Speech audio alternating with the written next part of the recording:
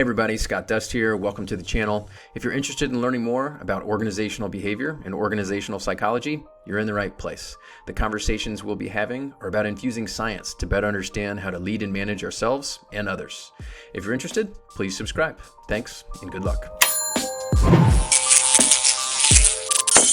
Hey everybody, Scott Dust here with my co-host, Louis DiCarlo. This is the Self-Leadership Experiment, a blog, vlog, and podcast where we bridge the gap between science and practice for all things organizational behavior. This is blog number 4.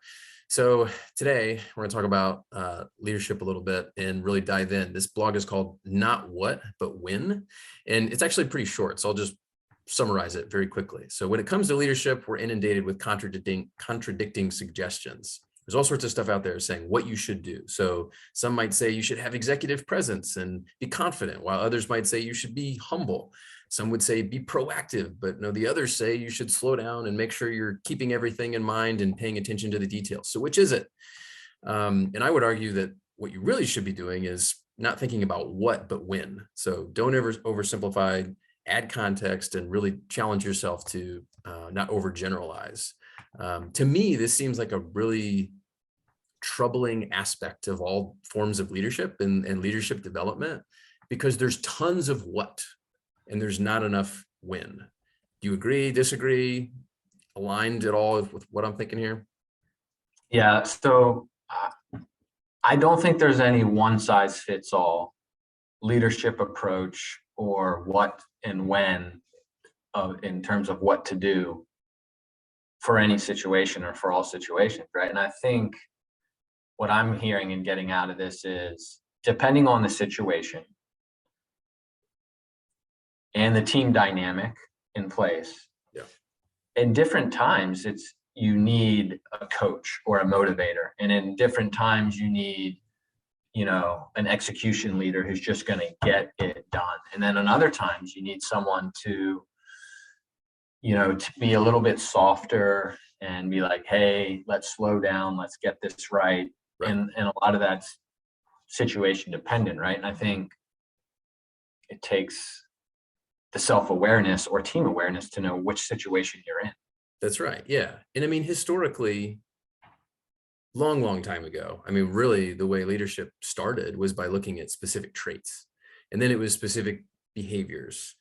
And then over time, they came up with things like situational leadership theory and path goal theory and things like this that we're trying to get at the idea that, just like you said in your example, sometimes you should be empowering and sometimes you should be directive and sometimes you should be a coach. Those terminologies are right on with what historically people started to realize. But still, even today, all we see is a lot of what. It's servant leadership, authentic leadership, transformational leadership, and this type of leadership is going to lead to this type of outcome. And that's fine to know that here's what that looks like and what that behavior is, and here's the likely outcomes. But I just feel like it would be so much more helpful if we had frameworks and models for understanding better how to be self-aware of what's the right thing to do in the right situation, and coming up with frameworks and approaches to make sure you do that part right. Because it's not hard to do the what, it's hard to do the when. And it's just maybe it's just because it is complicated and it's all inside the head and it's very circumstantial and situational that it's just easier said than done. I don't know. It is very much so easier said than done, right? There's no you can't write in a set of instructions or policies or procedures of what leadership style to insert in what situation. Because you're always going to have a different team of varying personalities and tendencies and strengths and weaknesses. You're always going to be in a different situation. This could be a very crucial deadline that you're trying to knock out. This could be a preseason sporting event game, or this could be the world, Game 7 of the World Series, bottom of the 9th, right? Everything's a little bit different, and the leadership required to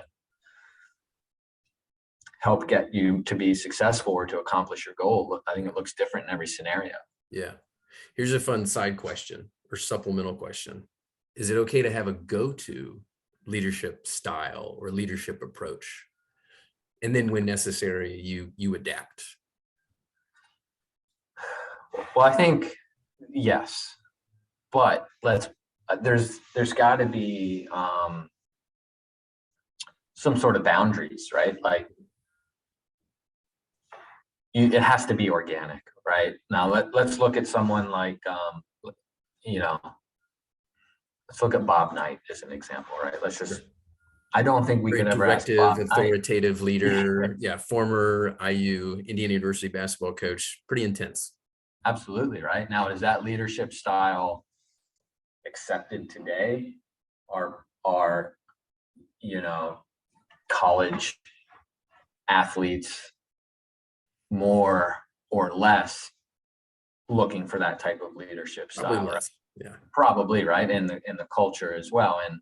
But was he extremely successful in his time I mean, depends on how you define success, but he was respected by a lot of people, right? And then I think like leadership styles can sort of transcend over time, right? So probably brought up a controversial figure, but what I was really trying to say is if you were asking Bob Knight to go step into a place where he needs to be cool, calm, reassuring, and providing all sorts and types of compliments and positive, he might not be your guy, right? Yeah, he might flop because that's not authentic to him. So Correct. yeah, I definitely see your point, right? Like you should have a go-to, and that go-to should be authentic to who you are, align with your skill set and your approach and your values. But when appropriate, adjust if it's necessary to adjust, or even put yourselves in the right situations to ensure that it's going to align with the way that you typically are. I think that's and I see this in the workplace. Like there are times when you have to know, depending on your audience and the situation. Yeah. Especially if you're younger, right? Or whatever the situation is. Let me frame a situation here where you're walking in and you're working with a team and you're relatively new, and a lot of your colleagues are older and more experienced, right? Yeah. You kind of almost have to exude that sense of confidence. I'm the boss. I know what I'm doing. And I'm here to tell you how to do this, right? Because you have to be able to bridge that gap for them of experience and knowledge and just age. Sure. And then there's other times where you've been working with your team of 10 years together. They know you, you know them, and you don't necessarily have to walk in the room and say, yeah, I'm the boss. Yeah, you don't have to flex like that in that situation. It's just unnecessary. And so I think that's a good example of realizing the situation you're in and what type of style you need to take on to be successful. Yeah, for sure. For sure. And I do think there's a little more. I guess at the beginning of the post, I was almost bemoaning the fact that we don't have a lot of frameworks that get at the win.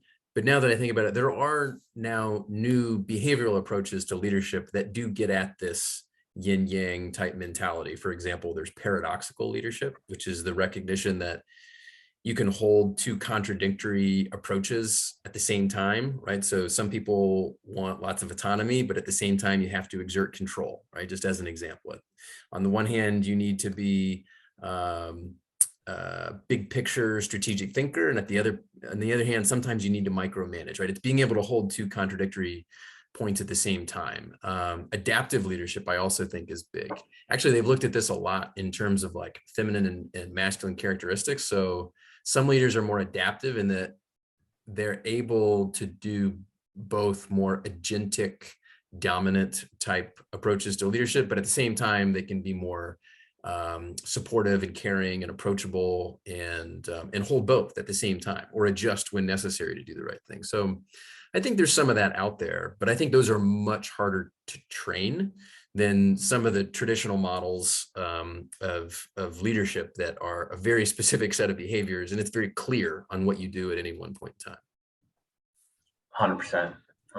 And I think the best leaders, or those who have the awareness and the abilities to adapt to whatever that situation is, right? I mean, there are certain people who they don't have it, right? Being able to mold yourself and adapt is a skill in itself. Not everybody has, but that lends you to be successful and I would say probably opportunities and scenarios and situations than others. For sure. Yep. Not the what, but the when. I love it. All right, everybody. Thanks for joining. For more resources on bridging the gap between science and practice for all things organizational behavior, head to scottdust.com. And from there, you can subscribe to the monthly newsletter and find more evidence-based resources through social media, YouTube, and podcasts.